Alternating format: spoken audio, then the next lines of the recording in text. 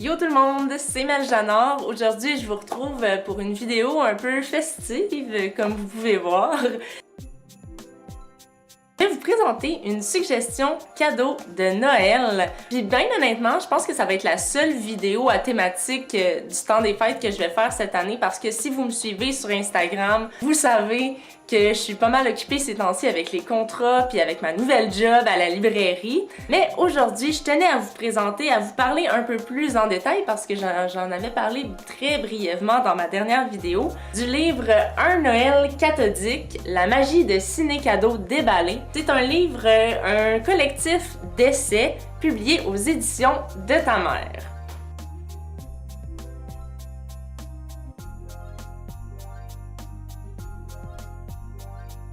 Peut-être que ciné-cadeau, ça vous dit quelque chose. En fait, c'est une programmation de films et d'émissions qui se passe à Télé-Québec pendant le temps des fêtes. Ça dure depuis les années 80, là. Genre, Télé-Québec s'appelait encore Radio-Québec. Ça, c'est pas mal juste les plus vieilles puis les plus vieux qui vont se souvenir de ça. Regardez Passe-Partout à Radio-Québec. Donc, c'est une programmation télévisuelle dont plein de monde est vraiment fan. Comme quand Ciné-Cadeau va recommencer, tu vois les gens sur Facebook sont comme « Yeah, Ciné-Cadeau! » Puis moi, pas tant que ça. Je pense que je dois avoir vu quand même quelques films, mais sans que ça fasse vraiment partie de ma vie. Donc c'est quelque chose qui m'intriguait et j'ai eu des réponses à plusieurs de mes questions en lisant ce livre-là. Il va aborder, évidemment on parle de ciné-cadeaux, des films qui se retrouvent dans cette programmation-là, mais c'est plus un livre, selon moi, qui parle du rituel du temps des fêtes, du phénomène de nostalgie. Donc, il y a 8 autrices et auteurs qui ont collaboré à ce livre-là, puis c'est sous la direction de Stéphanie Roussel, un collectif d'essais, c'est-à-dire que c'est pas de la fiction. Je pense que c'est la première fois que je parle d'essais sur ma chaîne, d'ailleurs.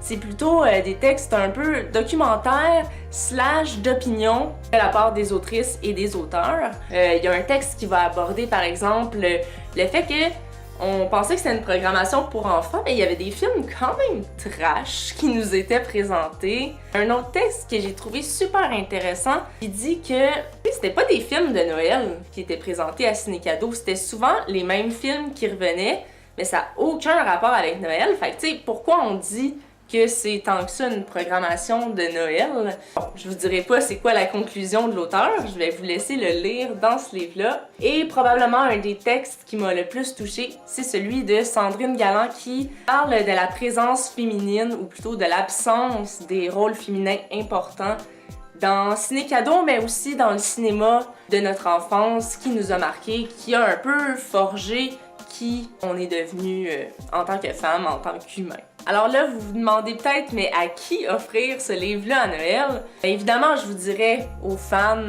de Ciné-Cadeau, c'est sûr que vous en connaissez, ou simplement aux gens qui sont nostalgiques, et peut-être même si vous tripez sur Ciné-Cadeau, puis vous avez un ami ou une amie qui est comme « Ah, je catch pas c'est quoi Ciné-Cadeau, pourquoi tu tripes donc bien là-dessus? » Ben, lui faire lire ce livre-là, ça l'aiderait peut-être à comprendre, comme j'ai pu réaliser des choses moi-même aussi. Là, j'ai pas la TV parce que je suis donc ben une milléniale. Non, c'était mauvais ça. Je vais recommencer. D'accord. Je suis tout à fait d'accord. Ok. C'est moi qui me suis rendu compte que j'avais pas fait de conclusion, moi, sur cette vidéo-là, fait que je la fais live là. C'est sûr que le contexte est un petit peu particulier, là. D'ailleurs, je vous invite vraiment à aller voir la capsule qui a été réalisée par la Fabrique culturelle. Je remercie toute l'équipe, c'était vraiment super cool. Merci surtout à Jérôme qui était le réalisateur, caméraman. Donc si ça vous tente de partager la capsule, ça me ferait quand même un beau cadeau de Noël. Avant de fermer ça, je veux juste vous souhaiter vraiment de joyeuses fêtes. Si ça vous tente de voir comment ça se passe de mon bord, ben ajoutez-moi sur Insta. Nous, on se revoit dans une prochaine vidéo. D'ailleurs, j'espère que je vais pouvoir être plus présente en 2018. Ça va être sur ma liste de résolutions parmi tant d'autres. Puis on se dit à la prochaine. Bye!